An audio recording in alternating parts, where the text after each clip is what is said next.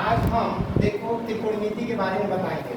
ठीक है, त्रिकोणमिति क्या होता है, त्रिकोणमिति का बेस क्या होता है, आधार क्या होता है, जो कोण क्या होता है, लंब क्या होता है, इसके बारे में बताएंगे। देखिए बच्चों, ये ऐसा चैप्टर है ना जो 10 क्लास में इसमें से क्वेश्चन लगभग आपका 10 मार्क्स का यानी 50 मार्क्स का भी आ सकता है, तो इसे अच्छे से पढ़ना चाहिए। देखो इसके बारे में हम समझाते हैं कि त्रिकोणमिति में आधार क्या है, बेस क्या है, कोण क्या है, लंब क्या है, इसके बारे में चलते हैं। देखो आधार क्या है, देखो आधार के इसकी किसको बोलते हैं पहले। देखो हम कोई भी अगर घर बनाएंगे तो पहले नंबर भूमि का जरूरत होगा। हम जब धरती पर नहीं घर बनाएंगे तो धरती पर जब बनाएंगे घर तो जो हमारा ये नीचे वाला होता है पत्थर, इसी को बोलते हैं बेस। ठीक है, इसी को बोलते हैं बेस। इसके बाद क्या होता है, इसके बाद हम बोलेंगे इसको लंब। ठीक है, लंब इसको बोलेंगे। ठीक है, इसके बाद ये क्या होता है, कोण। ये हो गया कोण। ठीक है, देखो अब इसको हम लिख देंगे कोण, इसको लिख देंगे आधार, इसको लिख देंगे लंब। देखो अब क्या होता है, देखो अब एक इम्पोर्टेंट बात ये है, जब ये वाला जब एंगल रहेगा, जब ये वाला एंगल रहेगा तो इसके सामने वाला भुजा होता है, इसी को हम बोलेंगे लंब। ठीक है, जब इसको अब ये वाला भुजा बोलेंगे आधार। ध्यान से समझो, जब ये वाला एंगल रहेगा तो ये वाला सामने वाला भुजा हो जाएगा लंब,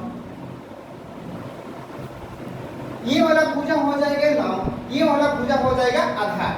अब दूसरा बात बोलते हैं, चलो एक और समझ लेते हैं, एक और राइट एंगल बोलेंगे। ये देखो सबसे पहले ये क्या हो गया, दूसरा यही ये भी समकोण त्रिभुज है, ये भी समकोण त्रिभुज। ठीक है, अब देखो इसमें क्या बताएंगे, इसमें क्या बताएंगे, जब ये वाला एंगल रहेगा, ये वाला कोण रहेगा तो इसके सामने वाला भुजा हो जाएगा लंब, ये हो गया लंब। अब ये वाला लंब हो गया तो ये वाला इसको आधार बोल देंगे, ये हम सर्कल आधार बोल देंगे। ठीक है, इसको आधार बोल देंगे, आधार और आधार। तो बात ये है, जब भुजा ये वाला रहेगा तो इसके सामने वाला भुजा ये हो जाएगा लंब, इसको बोल देंगे आधार। ठीक है, अब दूसरा बात ये है कि जब ये वाला हो जाएगा भुजा तो इसके सामने वाला भुजा हो जाएगा लंब, ये हो जाएगा आधार। तो ये बात याद करना। देखो त्रिकोणमिति का पहला ही जब क्वेश्चन बनाओगे 8.1 तो इसी से रिलेटेड क्वेश्चन दिया है।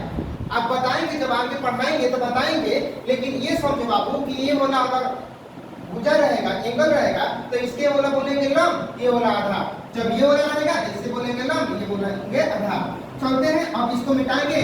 अब इसी को देखते हैं कि पाइथागोरस प्रमेय क्या होता है।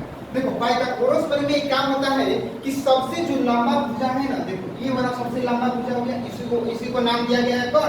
ये हो गया लंब, ये हो गया आधार। ठीक है, इसको इंग्लिश में बोलते हैं हाइपोटेनियस, इसको इंग्लिश में बोलते हैं परपेंडिकुलर, इसको बोलते हैं बेस मतलब आधार। ठीक है, अब चलते हैं इसी पर पाइथागोरस प्रमेय क्या होता है, चलते हैं बोर्ड पर बताएंगे। ठीक है, पाइथागोरस प्रमेय का देखो बाबू, ये वाला जो सबसे लंब, ये सबसे भुजा हो गया लंबा, तो इसी को सबसे पहले उठाएंगे। ये हो गया कोण।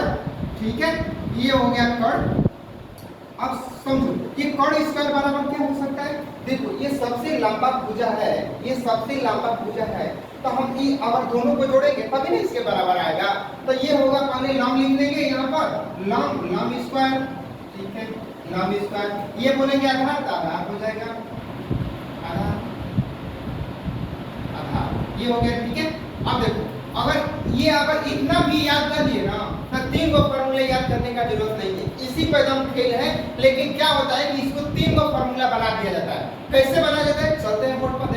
देखो कोण बराबर क्या हो जाएगा फिर, जब हम देखो बाबू, जब हम रूट हटाएंगे ना, जब ये वाला जब स्क्वायर हटाएंगे तो रूट लग जाएगा, ये जब स्क्वायर हटाएंगे तो रूट लग जाएगा, तो क्या हो जाएगा, देखो केवल स्क्वायर हटाएंगे रूट लगा दिए, 10 के 10 इसी में लिख दो। ठीक है, लंब स्क्वायर प्लस आधार स्क्वायर।